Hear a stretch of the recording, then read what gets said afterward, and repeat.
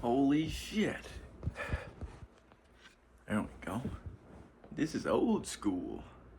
We're fucking rocking a weird setup here. This is how I used to do it. But Chance has been great, fucking generous enough to give me his old computer because he had gotten a new one because the game he's playing right now, Cyberpunk, we talked a little bit about it. There's not enough processing power or CPU to do anything on the old computer that Cyberpunk needs to do. It's running at like shitty frames and shit. So what Chance had done is he'd bought another computer that's way better than the one we have. It's like not this crazy computer, but it's better than what we had. $500, and he could play Cyberpunk on there, and he's giving me his old stuff, which is really awesome of this guy. And I wanted to make sure he knew how awesome it was because he didn't have to do that. He really didn't have to. And I had realized yesterday that I had gotten mad for no fucking reason. Because the entire reason that I started off yesterday's podcast all fucking was because I couldn't get the computer to, I couldn't get the cord around the computer to fit in there correctly, okay? But the thing is, there's fucking USB ports on the front of this computer. And I didn't use them. I'm stupid. So I was mad for no goddamn reason. Me and Chance talked about it. We were fine, obviously. What's kind of funny is we had a bit of a, I don't know what it was, to be honest. I think we were just both stressed. We were both texting each other. And we weren't like receiving what we were supposed to be receiving from the other person. And so it started off with me. I had made an assumption that he was going to set up my setup that I had wanted, or that he'd given me. He was going to set it up. I thought he was going to set it up somewhere fucky. But I just made that assumption. Like, obviously, I didn't contemplate, he's probably not going to put it there because of this. Chance is smart. Like, I underestimate his ability a lot of the time. And I don't know why I do that. Because he's a really smart guy. I don't know if it's necessarily that I underestimate his ability. It's just my brain tries to override his ability. It's like, no, I know. And no, I don't know shit. I don't know a goddamn thing. But I just made the assumption that he was going to set it up somewhere. And it was gonna, I could tell things were escalating. I'm like, we are about to end in this horrific argument if something doesn't happen. So I just called him. And it made me realize, because, yeah, we were both stressed. And I could hear the stress in his tone. He could hear the stress in mine. But then we started communicating like we normally do. Because I could hear his voice, he could hear mine. We could tell we weren't yelling at each other and being aggressive. We were just having a conversation. And it resolved itself. And we both realized where we had gone wrong, obviously, because it wasn't one or the other. But it made me realize that this is what everybody's fucking doing all the time. People are stressed out, or angry, we're upset, we're depressed, and motherfuckers sit on the phone and start texting people. You start reading this shit through your own fucking lens of how you feel, because there's no body cues, there's no facial cues, there's no inflection in the voice like, oh, I can do this. Yeah, I could do that. And you can't do that on text. And it causes problems. It causes a lot of problems within the friendship. Because if you're trying to text this person, especially if it's a heated argument or something, not even necessarily an argument. That's the thing. I think text turns it into an argument. Because I'm like, I know we're not arguing here, but it seems like we're trying to argue. Because I'm like, and we both agreed it was stupid. The fact that we were talking like the way we were, it was stupid. I'm like, what the fuck are we doing here? So I just called him. Because we were both reading it through a stress lens, and it was escalating rather than de-escalating. And I think that happens a lot of the time. But I forgot to say on yesterday's podcast, no, don't fall, please. I forgot to say on yesterday's podcast that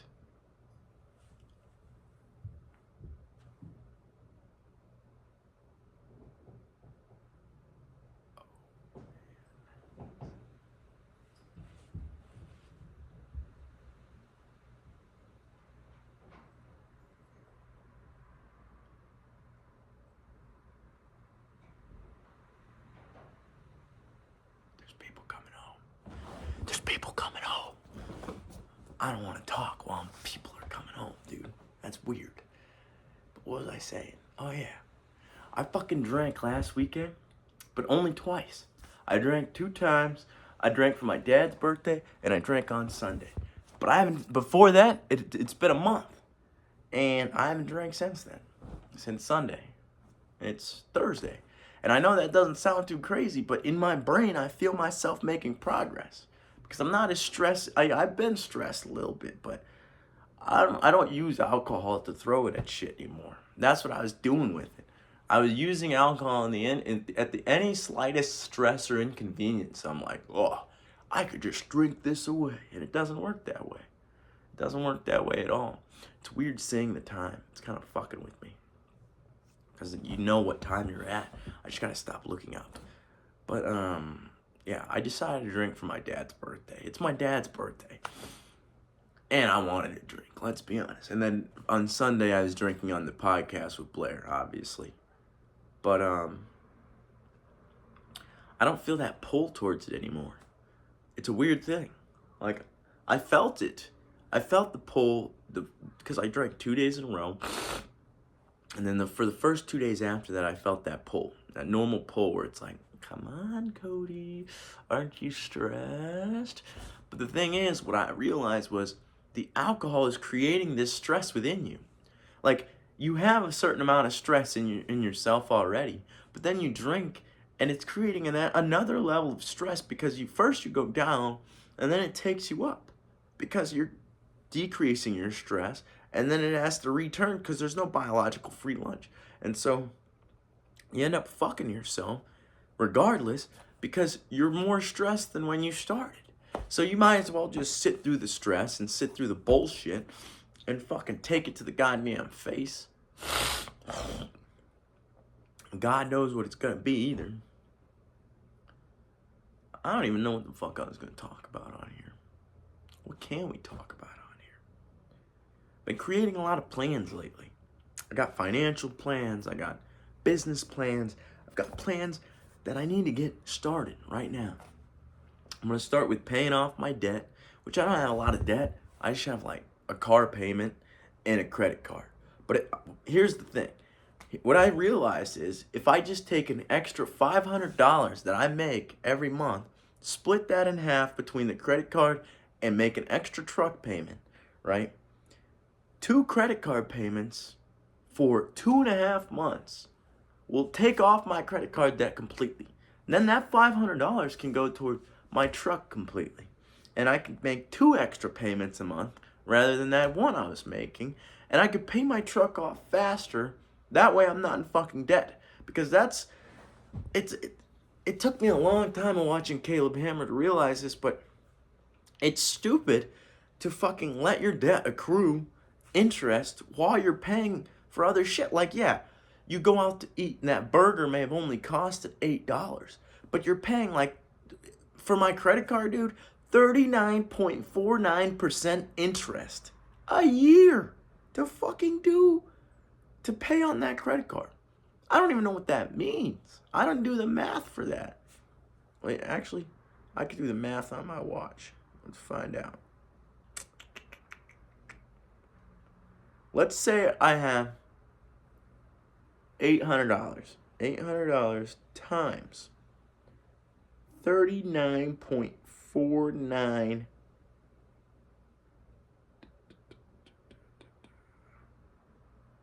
Hold up. There's a tip button on the watch? I didn't know that. For what?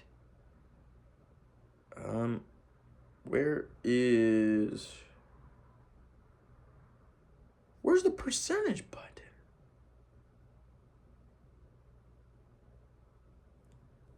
Hey Siri. What is 800 times 39.49%? $315 a year. If I just let it sit. If I just let all what I have sit. That's $315 that I'm wasting. It's stupid. It is so dumb. I don't even know what my interest rate is for my truck. And the problem is nobody teaches us about this shit. That's one of the main points Caleb makes on his show. Financial Audit, Caleb Hammer, watch the show. It's a good show. But one of the main points he makes is that we're not being taught about finances in this country. Almost nobody is. And we all have to figure it out for our fucking selves. What are we doing? Why are we not taught about finances? Why do I have to teach myself at 21 years old when I could have been taught in school how to do my finances, how to create a budget, how to fucking do all this shit? But no, what interest is? I didn't even know what interest was. When I got my truck, dude, I guess I could tell this story. So, my Infiniti that I had before this truck, I love that fucking car, dude. It was an Infiniti i35. It was a 2003, man. First car I ever had. It was a nice ass car. I worked my ass off for that car too because I did construction with my dad to fucking get that car. And I worked my fucking dick balls off to get that car. But the car had a lot of fucking problems. It had oil leaking. It had coolant coming out. It had all kinds of problems, dude. And so I was just fucking maintaining the car as I could. And it was starting to fall apart regardless. Like, I kept taking it in the shop every few fucking weeks because the oil would leak onto the alternator. And then the alternator would get all fucked up and the battery wouldn't charge. And I kept telling the motherfuckers to fix the oil leak, fix the coolant leak.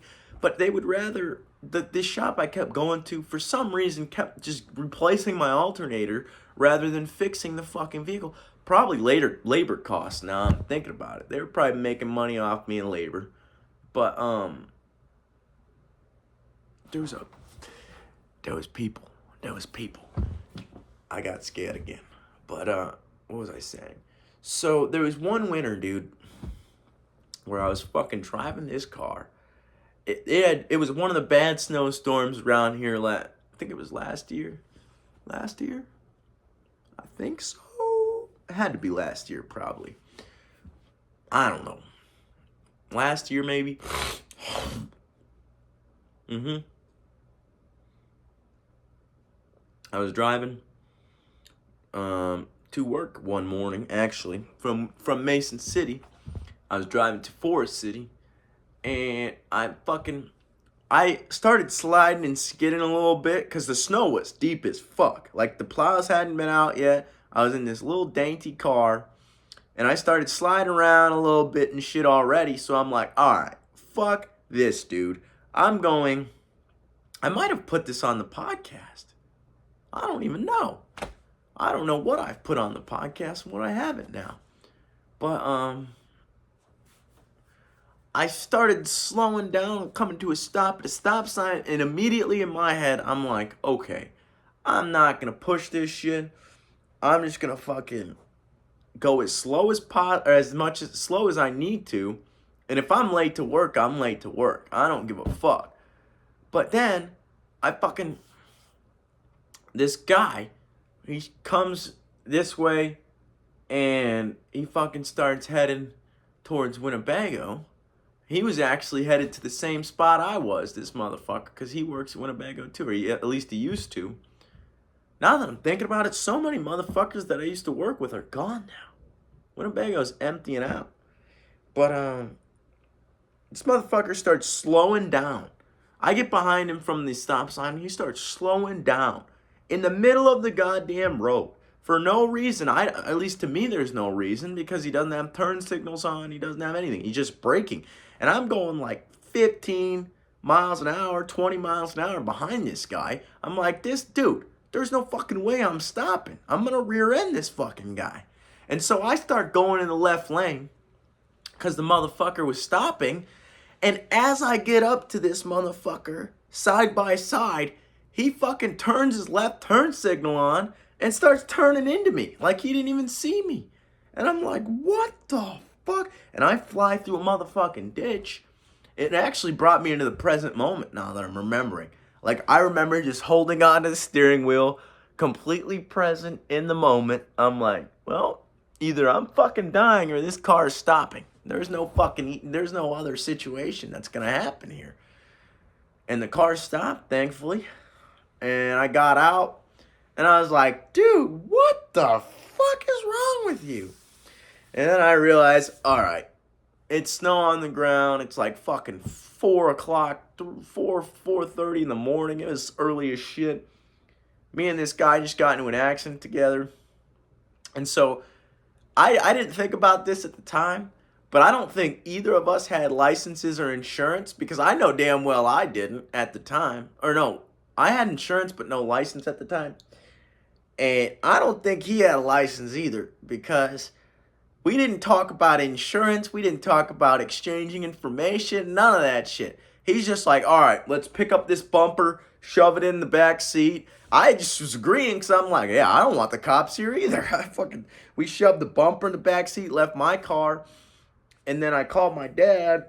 Well, and this guy gave me a ride home, and his alignment was all fucked up. Like it was like while we were driving, like the whole way, and he had to stop. I'm pretty sure, but I had called my dad, and I'm like, Dad, I got into a fucking accident, and my car's fucked, and I had to get this truck in that weekend that my car was fucked. Within one weekend, Friday, I'm pretty sure I crashed. Monday, I needed a fucking vehicle, so I had to figure it out. So I just went to any dealership that would take me, dude. And this one happened to give me a truck. Didn't ask about how long the loan was. Didn't ask about the interest rate. Didn't ask about anything. And the motherfucker got me. That motherfucker duped the shit out of me because the amount I'm paying for this truck and the amount I paid for it completely, not worth it at fucking all, dude. It was not worth it. It was a shitty fucking idea, dude. But I needed it. I needed the vehicle. And now that I'm not fucking crazily financially literate now, but I'm at a point where I think I could fucking do a better job. I need to get this shit paid down, and I need to get a better vehicle because my axles are starting to fall apart on my truck. I've got a fucking lifter tick or a tuning or timing problem or some shit. Shit's starting to go away, man. It's starting to fall apart. You rely on something for too long and then you fucking get too comfortable and shit starts to fall apart. And it just doesn't work. It doesn't work right. And I don't take care of that motherfucker like I should either. Which I probably should, but vehicles just aren't important to me. The fact that I'm getting around is important to me. I can get to my dad's house and I can get to my... But I know I have to take care of this vehicle to fucking get to these places. It's just materialistic things don't matter at all to me. I mean, like, it's the usefulness, it's what I'm doing with this thing, but the object itself really doesn't matter. Like, if I fucked my truck up and got a new truck the next day, I wouldn't give a fuck. I wouldn't care. I'm not attached to the truck besides the fact that it's my truck and it gets me places. But same with the phone. When I broke my phone on that Saturday, I dropped the weight on it. I wasn't necessarily mad the phone was broken. I don't give a shit. And I realized that later on. And I said that on the other video. I didn't give a fuck that the phone was broken. It's the fact that I couldn't talk to people and communicate. But I also realized that it's a false sense of connection. You feel like you're connecting with other people on this thing. And that's what I meant by when I started this conversation about me and Chance fucking almost getting into it and almost fucking having a problem. Him and I, like, we are men, we get stressed, we have our own issues within ourselves, and it's hard to fucking navigate that with other people.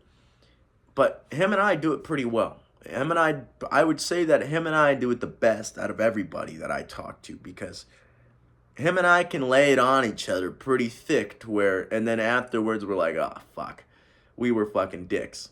And we realize where we went wrong and we can fix it from there. Not a lot of people can do that because, especially in like disagreements and arguments and shit gets heated sometimes. And you say some shit that you did not want to say or you fucking didn't mean entirely. You just said some shit to hurt the other person's feelings. Because I've been in plenty of arguments like that and they're fucking stupid. They are so dumb. To where you're sitting there actively trying to hurt the other person because they hurt you. And then it's not even resolving anything. Bounce. It's not even resolving anything. It's just a fucking battle of who can hurt who more. And the problem is, whether it's a relationship, a friendship, doesn't matter what it is, you don't want to be the winner. Even if you are the winner, you don't want to be the winner because that means you're with a loser. And now you're friends with a loser. Or you're in a relationship with a loser. Or your fucking dad's a loser if you fucking won the argument with him. It shouldn't be about winning. You're not trying to win an argument. You're trying to come to a compromise and an agreement with this person. Even if it's not fully a full agreement, you don't fucking have to agree on everything together. You're not sitting there and fucking going over all your values and your entire life history to make sure that you agree with this person. No. You're gonna either agree to disagree, or you're gonna fucking agree on some things, and other things you won't agree on in the same conversation. That's what people want. They want these binaries. Oh, it was good or it was bad. No, it's not gonna be that way. There's gonna be some rockiness and there's some smooth sailing in there in any conversation, really. Because sometimes there's times where you don't know what to say. Or and I've realized that a lot lately, is that when people want advice from me, I don't know what to say a lot of the time. I know what to say for me, and I know what can help me. But that's what I meant yesterday about all this shit I've learned to help myself does not translate to other people. All I can do is learn or live by example. That's why I say all the time, get good sleep, exercise, eat well, and surround yourself with good people. That's all. It's literally the only advice I can give you.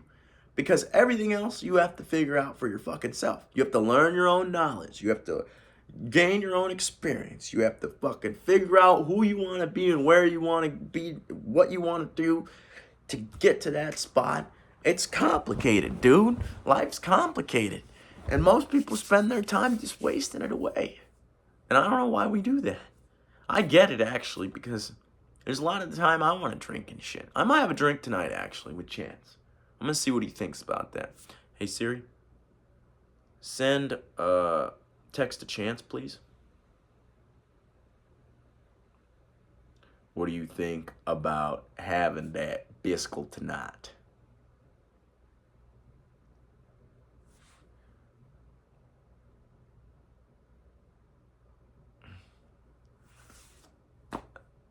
Like I've said many times, there's no point in using Siri. Siri's an idiot, dude. I'll just talk to him when he gets here. Siri's literally, it hurts me to be mean to Siri but I know she's not a person, but she sounds like a person and she talks to me like I'm hurting her feelings, but goddamn, she's the dumbest fucking thing. I hate iPhone, dude. I'm gonna just throw it out there. I hate it. I've been a Samsung motherfucker my entire life. I switched to iPhone the past year and a half to fucking see if it was any different. It's not any different. They're the same goddamn thing. They take pictures, they have a calculator, they break the fucking same. I thought maybe iPhones would be more durable because maybe that's why people pick them. No, because if they were more durable and they stayed together more, or they stayed together, what am I looking for? If they were better preserved, okay, that's what I'll say, then they wouldn't make any money because the screens aren't breaking, shit's not falling apart. You don't have to buy the new iPhone every year if the fucking iPhone you have is perfect and works great. So they want to slow them. That's why they got caught slowing them down. That's why they fucking want them to break. And that's the problem, dude, is I don't want this bullshit to break anymore. I'm sick of it. That's why my back hurts. I hope you can hear those cracks. But that's why I switched over. But it's not going to do anything because they're not working right. I still am not on Zins. That's why I'm looking a little tweaky and shit. My fucking personality was developed off meth, okay? I was on meth pills as a kid. Doctor prescribed, obviously. Dexmethylphenidate, if you want to look it up. It's called Folklin. And Intuitive I was also on. And then I don't know the other ones they put me on. I think they tried Vyvanse, which is also meth. If you look into it, Google it. It takes one Google search to figure out what it is. Adderall's meth. They prescribe meth to kids for ADHD because they think that if I put more dopamine in this kid's brain, it will calm them down. It does. But the problem is, I don't think the problem is necessarily that there's too much dopamine in the kid's brain. I think there's too much dopamine outside the kid's brain. He's got phones, food, he's got fucking TV, he's got video games, he's got fucking everything. Dopamine after dopamine after dopamine after dopamine. And that's what's shorting our attention span down. Because our dopamine circuit is telling us, hey, we can't sit here at this one spot for too long because we need to go get this other dopamine. You remember? Because we got this dopamine yesterday and it felt good. So you got to go get this dopamine again today. And that's what I know because I have ADHD. That's what it is, dude. Our brain's bouncing around. We're dopamine junkies. I said this yesterday. We're fucking dopamine junkies. That's what we're running after. That's why it looks like we have a short attention span. But like if I pop a Zyn, I can focus for fucking hours. Because I'm focused on the Zyn, the nicotine's getting in my brain, it all feels good, and the dopamine's firing for a short amount of time, for a few hours. And that's why I can stay laser focused on anything. It doesn't matter what it is. But the Zyn is kind of like my dopamine supplement. That's what I kind of need is a dopamine supplement. It's not that I need more dopamine, which is kind of, now that I'm thinking about it, I don't think I need coffee. I've been drinking coffee again and I love it, but I don't think I need it. I don't think I need any of these substances, to be honest, because I'm not on anything right now. This is just raw me, dude. I smoked a little bit of a cigar, I won't lie, this morning and on the way here. Cigars, they're so good, dude. I don't know why either.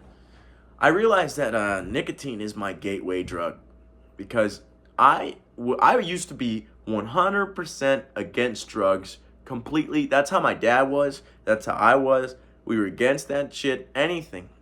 Ironically, while I was taking prescription pharmaceuticals from the doctor, and it was basically the same shit that's on the street, but that irony we don't have to talk about, but me and my dad were against it. And then I had gotten off my pills from the doctor. And when you're like that, your entire life you're being taught that there's something fucked up with you. And the only way to fix that fucked up problem is to take something externally to fix that problem. And so you start seeking things outside of yourself because you think maybe this will solve the problem or maybe this will solve the problem. And so it led me to nicotine first, obviously, because it's the most accessible, it's the easiest to get, gives you a little head rush, it's the most addicting. Then weed, then pills, then I was just down the rabbit hole at that point. And that's what I mean, is I think that kids need these behavioral skills, and they need to be taught from a young age. If somebody sat down with me and I could genuinely tell that they cared as a kid, I would probably listen to them. But nobody gave me that. Nobody gave me their time and their attention. My parents were busy. Teachers had other shit to do. I wasn't their main concern. Nobody gave me the structure I needed. And that's what made me the fucking cause of a fucking crazy guy. I was nuts, dude. I was fucking psycho. And I still have... Jesus. I still have some of those psycho tendencies inside me. Obviously.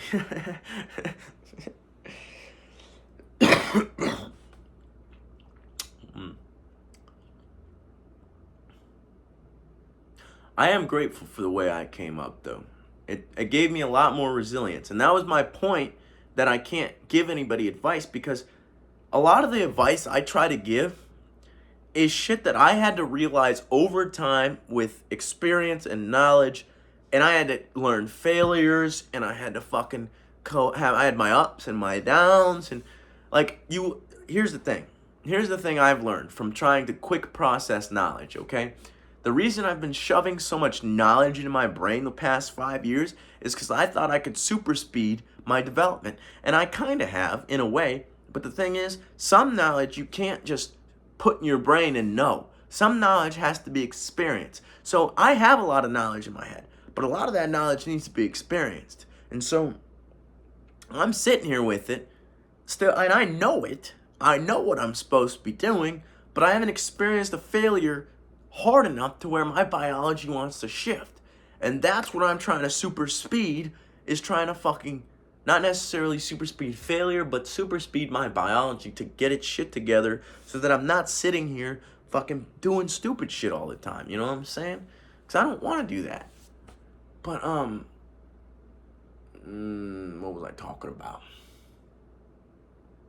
Thinking.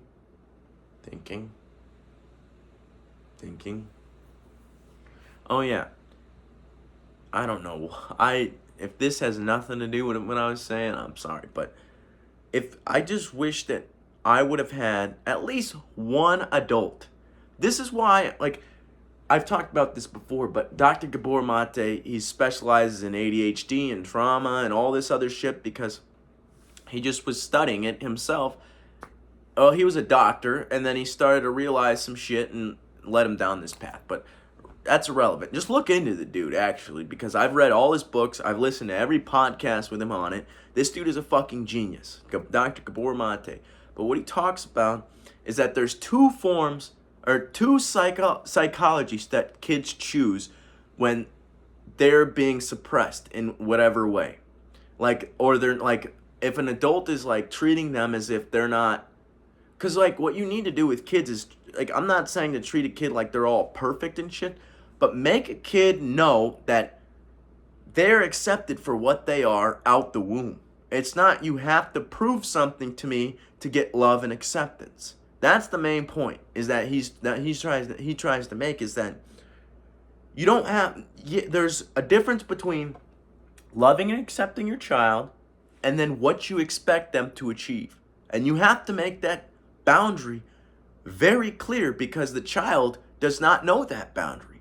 So they'll mix those together and think that their love and acceptance is based off what they're achieving, and then they won't ever think that they're fucking loved and accepted because they're not achieving what you want them to achieve or not striving as hard as what you wanted for them to, if that makes sense. It's like you expect them to do a lot and they're not reaching that line. They feel unloved and unappreciated because you haven't made that boundary clear that they are loved and appreciated from a young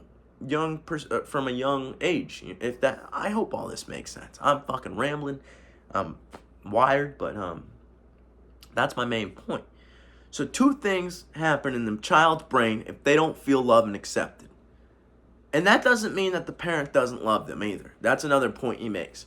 The parent could love them, but they might not know how to show it in a way that the kid understands. You got to show it in a way that because it's not just sending love, it's receiving love to another nervous system. So you have to get that nervous system to understand that, hey, I am loving you, but also there's some hard shit we're going to have to do here. I'm going to have to smack your wrist or fucking do something to teach you a lesson, put you in this corner, take something away. I love you, but hey, I need to take your phone away because you fucked up, dude. But here's two things that happen in the child's brain when they don't feel loved or accepted. Either they think that everybody else is stupid, which is what my brain did, and that's the unlikely form. I didn't know that. I didn't know that doesn't happen. That's a rare thing to happen. And I think that's what naturally protected me against getting depressed and shit, is because I thought everybody else was fucking dumb. And then I hit a depression where I realized, oh, I'm just like everybody else and I'm not anything better. But then I came back around to where I realized, oh, we're all the same. It's not that I'm better or worse, it's just we're all the same. And now I'm just sitting there naturally in this state. I get a little fucking angry or stressed sometimes, but besides that, I'm chilling. I don't really get sad. I feel lonely and I feel sadness, but like it normally goes away, you know what I'm saying? But the other thing that happens, I know I've said this before, but who cares?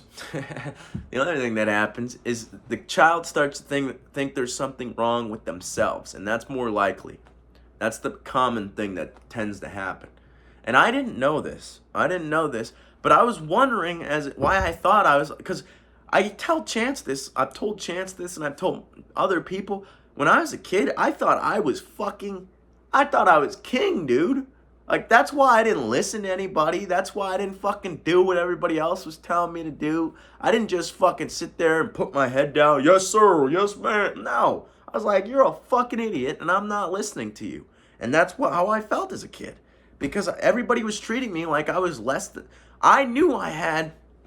In my head as a kid, I didn't have the words to explain this, but I knew I have potential and I'm young and I have the ability to fucking be something if you just let me. And they didn't see that in me. They're just like, oh, it's a fucking retarded kid, another one. Another kid that doesn't want to listen or fucking pay attention. And I think that's the teachers I remember. I mean, fuck it. If you're watching this, Miss Dannon, fucking Miss Foley, Mr. Dykstra, Mr. Hines, fucking Siglin, you got fucking... I can't even remember all the teachers that helped me. But when I think back, Miss Burt, fucking Miss Shizzle, when I think back on all the fucking teachers that I even remember, I don't even remember most of my other teachers. I remember some of them because I used to fuck with them, but I remember the ones that fucking sat down and actually helped me and fucking helped me, like, figure it out. They gave me the best advice and the best fucking skills that I still use them to this fucking day. And I'm so grateful for those people. I messaged Miss Dannon. She was like my school mom, dude. And if she's out there, you fucking watching this shit, thank you, Miss Dannon. Thank you. Genuinely, thank you. Thank you for fucking everything you did for me. Because I didn't have fucking stable environment at home my entire life. My parents were always arguing and shit. And it was weird because Miss Dannon followed me from elementary to middle school to the high school. Unintentionally, of course, it was just her progression. And she essentially grew up with our class. And I was so thankful for that, dude, because I would go to her classroom when I needed to. Like, I'd leave my class that I was in, and I'd be like, I'm fucking going to the bathroom or something. And I'd go to Miss Dannon's. And I'd say, fuck this class and never go back, dude. Because I fucking hated being in a confined space where the person doesn't really give a shit about me. And so I'd go to Miss Dannon's class. I'm like, oh, Miss Dannon cares. She lets me be me in here. That's probably what it is, dude. The teachers that let me be me. They didn't try to change me. They didn't try to fuck with me. I know I got problems. I know I'm fucked up. I've got a lot of energy I got to figure out where to put sometimes. But they fucking saw me for me. And they didn't look down on me for it. And that's why I love those fucking teachers, dude. We need more teachers like that genuinely give a shit about their students. And pay them more. Pay them more than everybody. Pay them more than a fucking NFL football player. Pay them more than the fucking doctor. Because these motherfuckers are raising the future generations of our planet. You need a motherfucker getting paid the right amount to do that. Because this is an important ass job. It's probably, if not as important, or being a parent is probably the most important job. Being a teacher is just as, if not more important. It might be more important. Because every parent is busy now. They're working, they gotta do shit. And so, if you don't have good teachers getting paid a good wage in the school, we're gonna end up with retarded kids. And look at what here's my generation. Let's take a look at my generation. We got a bunch of retarded kids running around, and they're making their own retarded kids now. This is my point, ladies and gentlemen. This is my fucking point. We need good teachers. And thank you to all the teachers that fucking helped me get to this point. Because without you, I probably would have ended up on the street or fucking in prison. Probably would have been dead somewhere. Who knows what would have happened. If I didn't have the structure that I had in school from the teachers that I cared about. Because I created my own structure, essentially. I fucking didn't listen to what they were telling me. I was doing my own thing. But I'd go to all these teachers' classrooms even when I didn't have their class. Because I fucking loved and respected them because I knew they loved and respected me. They treated me like a human being. That's all I've ever wanted from people, was to treat me like a human being.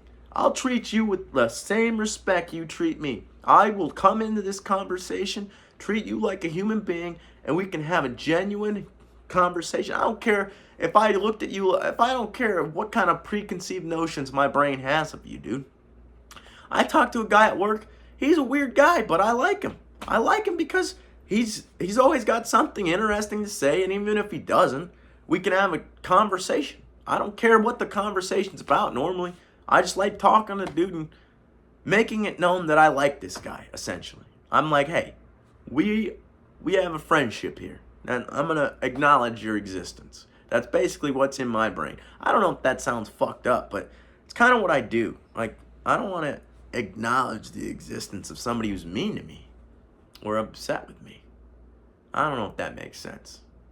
That doesn't make sense. I acknowledge their existence, obviously. You can't not acknowledge somebody's existence. But to me, going up and, like, just, even if it's just a few words in the morning, you're like, hey, what's up, man? I feel like that is a necessary thing. It's about 4:30, dude. Do I keep going? I don't know, man. I guess the point of this podcast is treat motherfuckers with respect. It doesn't matter if you like them. Doesn't matter if you don't even have to like the guy. You don't have to love him. You can hate him with it. You shouldn't hate people either. I'm going to say that right now. You shouldn't hate people because that only hurts you. There's a quote from the Buddha that anger, and I put hate behind it, but anger and hate are an acid that only burns the vessel that it's held in more than it's ever poured. Okay, I fucked that up. Sorry. Anger and hate are an acid that burn the vessel it's contained in more than anything it's ever poured on. So you hold it in, it's burning you, dude. That person doesn't give a shit that you hate them. Who cares? They don't even know probably. You probably didn't even tell them because you don't want to. You don't want to be rude. But you probably hate this guy and they don't know it. So don't hold hate. But let's say you don't like a person, all right? You could still treat them with respect and humanity, dude. Just because you don't like somebody or like what they think or how they fucking express themselves, respect the fact that they're human. And even if they're not human, respect the essence within it. Even if it's an inanimate object, like Chance's computer.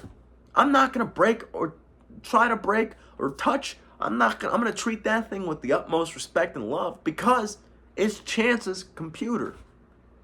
That's how it should be. Treat everything with love and humanity, dude. That's where I'm ending this thing. I love you guys. Bye.